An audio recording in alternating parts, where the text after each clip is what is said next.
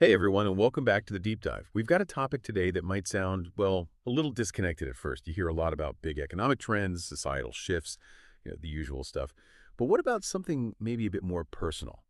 We got sent this fascinating stack of sources looking at two things that seem like they just shouldn't be happening at the same time. On one hand, the market for a certain famous little blue pill is apparently booming, but on the other hand, data suggests people, especially younger folks, are actually having less sex. How? How can both of those possibly be true? It's a great question, and that's precisely the apparent paradox we're digging into today. We have, well, pretty strong evidence from market reports showing this thriving, expanding market for ED medications, erectile dysfunction treatments, and simultaneously, we've got data from these large-scale social surveys indicating a really significant decline in how often people are having sex across various groups, but like you said, most notably among younger adults. It's this trend people are calling the sex recession. Our sources today, they cover everything from economic analysis, public health data, psychological studies, expert commentary. They help us navigate this really complex landscape to understand this disconnect. Okay, so our mission in this deep dive is basically to unpack all these sources, try to understand how these two opposite trends can coexist, and figure out what this whole Viagra paradox, as some call it, tells us about intimacy, connection, and maybe the challenges we're facing in the 21st century. Ready to jump in? Let's do it. Okay, so let's start with the blue pill side of things. I think most people might assume that after the patent for the original brand name, ran out, demand for ED meds would drop off or at least kind of level off. Yeah. But the sources are saying the opposite happened. That's exactly right. And that's where the, let's say, simple narrative really misses the bigger picture, according to these sources. Yes, Pfizer's specific brand revenue for Viagra, it did decrease significantly, actually. After its patent expired in key markets, Europe back in 2013, the U.S. more recently, sort of 2017 to 2020, it's just not the massive revenue driver it once was for Pfizer. But, and this is the key point, that patent expiry didn't kill the market at all. It completely transformed it. Transformed it how? Yeah. Into like a sildenafil boom? Is that the idea? Precisely that. Sildenafil, that's the active ingredient of Viagra. So once those patent protections were gone, the market just got flooded with generic versions. The sources really highlight how fierce the price competition became. I mean, one report mentioned that in China alone, something like over 90 different types of sildenafil-based drugs were approved, and that just dramatically lowered the cost of treatment. So effective treatment for erectile dysfunction, or ED, suddenly became incredibly accessible and affordable to way more people than before. The market shifted, from being expensive and brand dominated to being high volume and generic driven. It didn't shrink, it democratized access. Wow. That's a huge shift. Democratized access. Okay. And the sources really put numbers on this market expansion. Oh, absolutely. Multiple market analysis reports really back this up. The global ED drug market overall isn't just holding steady, it's expanding rapidly. Now, there are slight variations, depending on which report you look at, but recent valuations put it somewhere between, say, 2.6 billion and maybe 3.5 billion dollars. With projections seeing it grow significantly, it could be anywhere from 5.1 billion to potentially over 12 billion by the early 2030s. And the market specifically for sildenafil is also projected for solid growth in the next decade. It's a really robust growing market, and affordability is a massive factor driving that. Okay, so who's actually driving this increased demand then? Is it a whole new type of customer or just more of the same people? Well, the core drivers, according to the sources, are pretty traditional, but they're expanding. A key factor is just simple global demographics.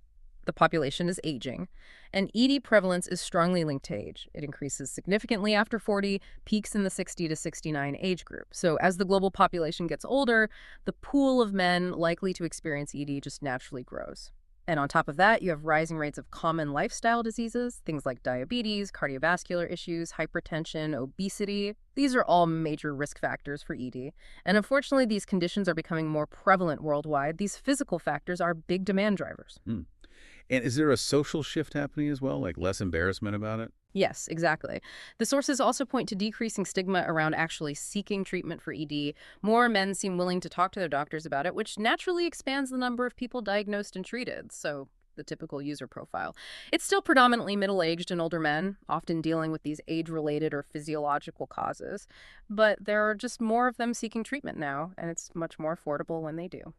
Okay, that paints a really clear picture of the ED drug market boom. Makes sense. Now let's flip to the other side of this puzzle, this sex recession. It just feels so counterintuitive. We have cheaper, easier ways to help with physical function. But the sources are saying people are having less sex overall. Exactly. And this is where the paradox really, takes hold. How can effective treatment be more accessible while general sexual activity goes down? And the data on declining sexual frequency, it's quite compelling. It comes from major long-running surveys, like the U.S. General Social Survey. One analysis cited showed American adults in the 2010s were reporting something like 9 fewer sexual encounters per year compared to the late 1990s.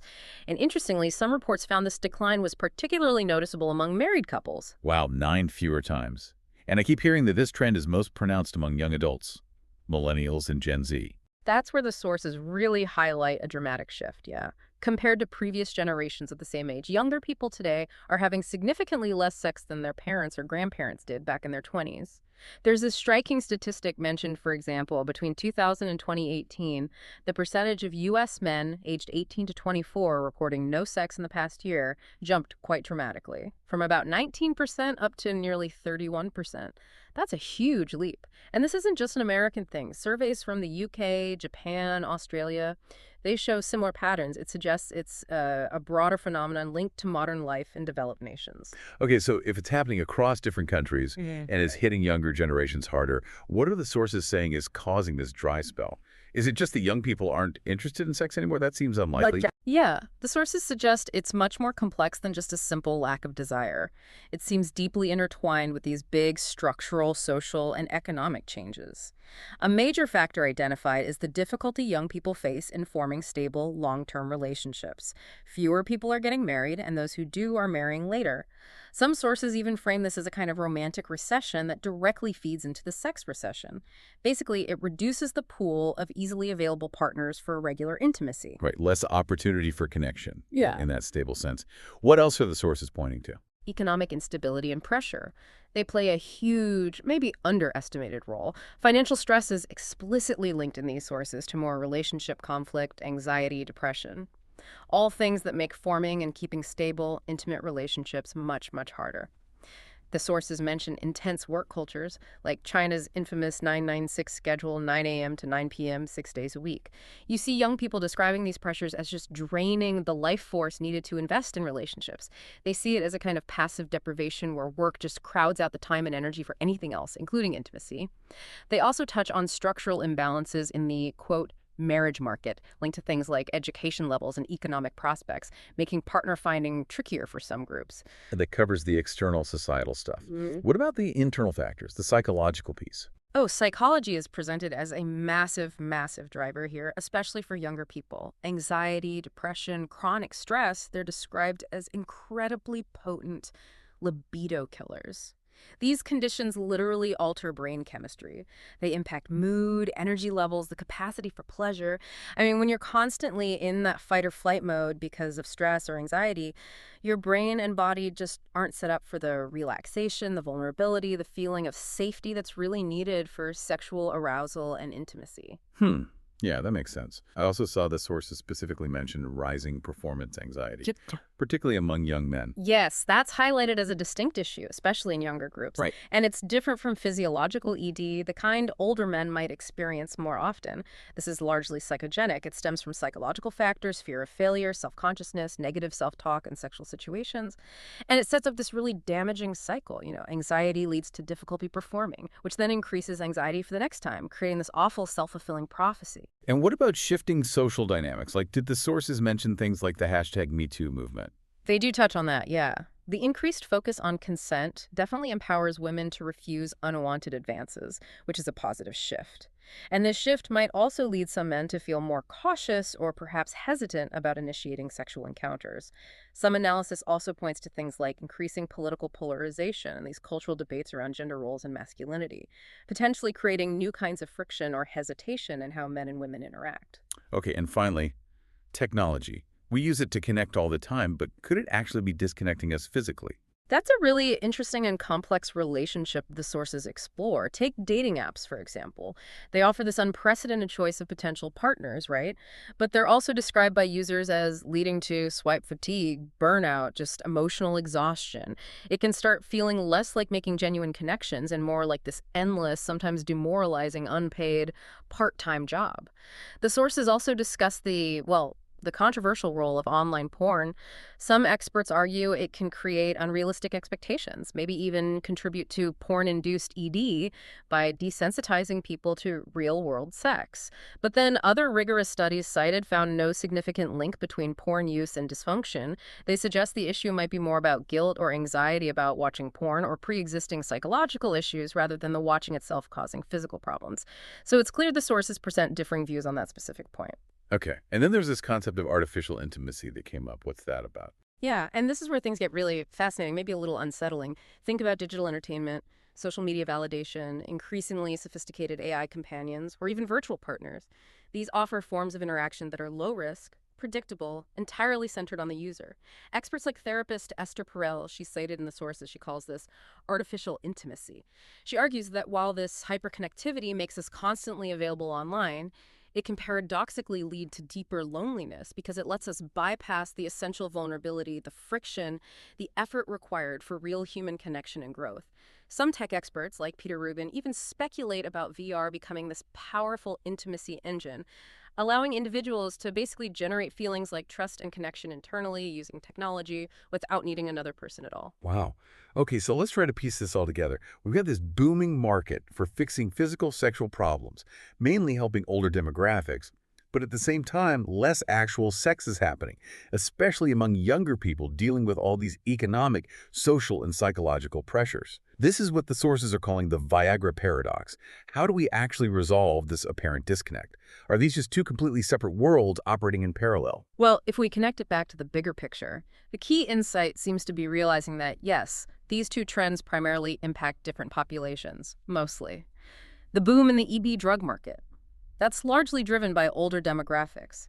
They're experiencing ED often due to age, physical conditions, lifestyle diseases, rooted in physical health.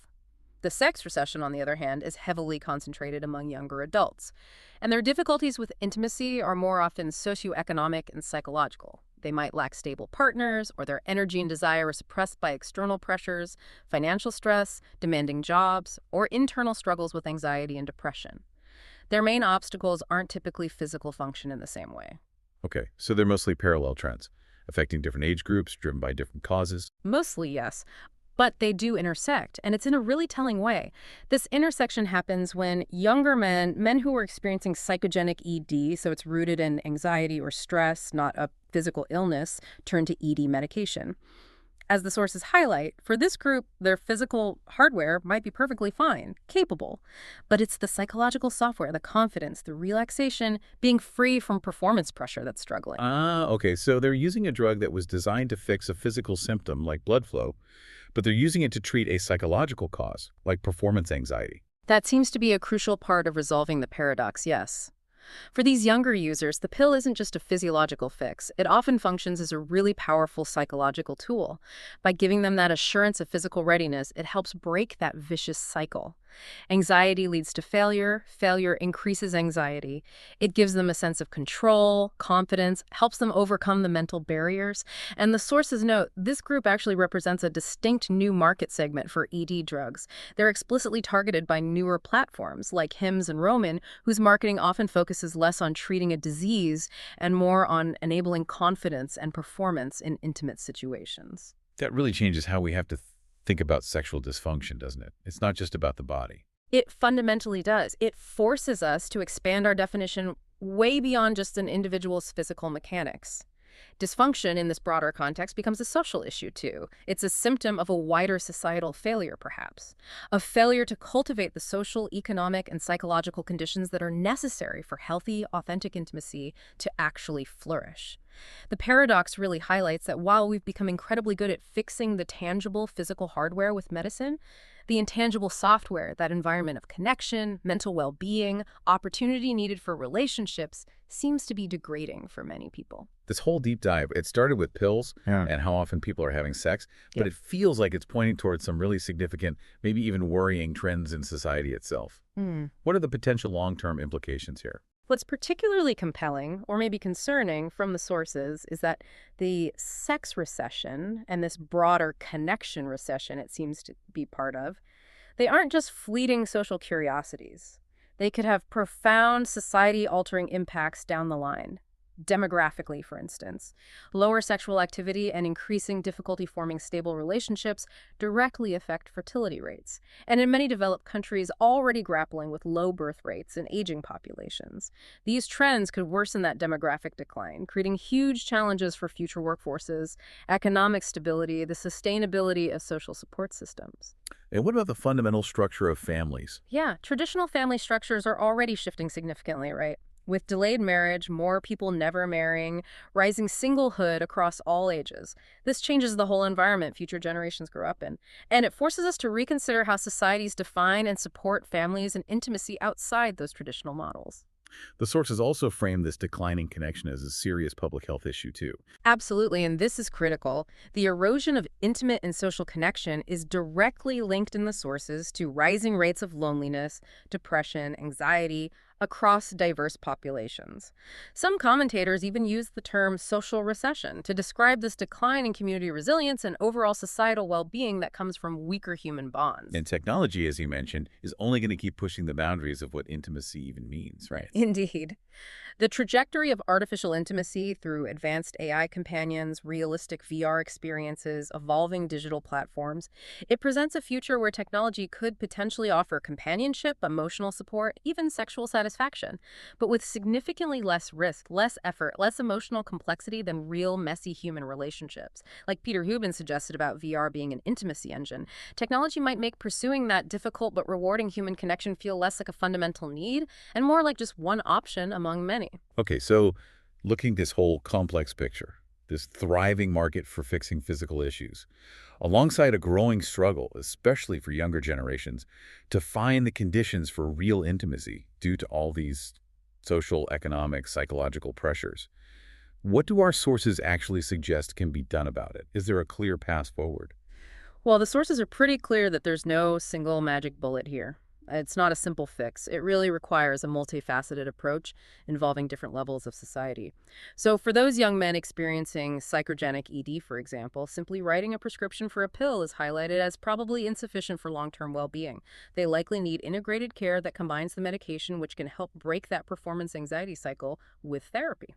Things like cognitive behavioral therapy or sex therapy to really address the underlying psychological roots of their anxiety and stress. And what about bigger picture stuff? Policy. Yeah, policies need to tackle those upstream social and economic drivers that make it hard to form relationships in the first place. That means creating an environment with more economic security, things like stable jobs, affordable housing, maybe reducing income inequality.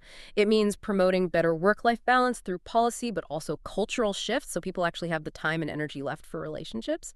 And critically, it means significantly boosting investment in accessible, affordable mental health services. Recognizing that anxiety, depression, stress, these are foundational barriers to intimacy for so many people. These might not sound like sex policies, but the sources frame them as essential for creating a society where healthy connection is actually possible. Right, addressing the root causes. And what role do the tech companies play? The ones creating these dating apps and platforms? Yeah. The sources definitely issue a call for more ethical design principles in technology, what some call humane tech. Like, can dating apps be redesigned to genuinely facilitate meaningful offline connections, rather than just optimizing for endless swiping and keeping you glued to the screen? Can social media and other platforms be built with user well-being, authentic connection, reducing loneliness as core goals, not just maximizing attention or engagement metrics? It really implies a fundamental shift in business models, maybe taking more responsibility for their impact on how we connect or fail to connect. Wow, what a deep dive indeed. Yeah. We started with a pretty straightforward question about Viagra sales, and we ended up exploring these really complex intersections of anxiety, economics, technology, mental health, the very future of human connection, and maybe even family structures. It is fascinating, isn't it? How the Viagra paradox really serves as this powerful lens. It highlights this deeper challenge in modern society, our incredible success in fixing tangible physical problems with medicine and tech stands in really stark contrast to our increasing struggles to maintain and cultivate the intangible conditions, social, economic, psychological, that allow real, authentic intimacy and connection to actually flourish. So, thinking about what all of this means for you, listening right now, it suggests that the challenges many people face in finding or maintaining intimacy aren't just, personal failings. They're often rooted in these larger systemic issues woven into the fabric of modern life. And the solutions, they aren't just medical or therapeutic, though those can help.